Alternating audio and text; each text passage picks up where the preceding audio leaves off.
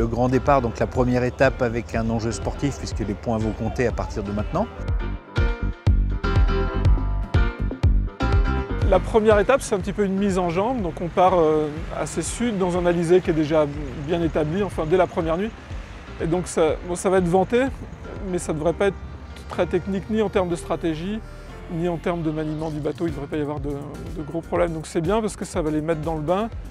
Ils vont naviguer une bonne semaine dans des conditions quand même de vent bien soutenues.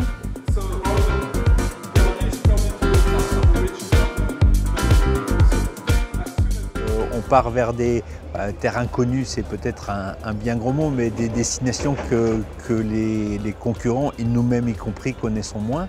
À partir du moment où on approche du Cap-Vert, le tour du monde commence. Les bateaux vont partir avec du vent d'ouest, donc ils vont partir au près.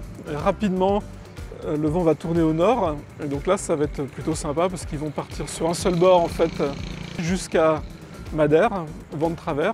Il y aura un petit peu de mer, du vent assez fort, donc ça va mouiller sur le pont, mais ça va aller normalement assez vite.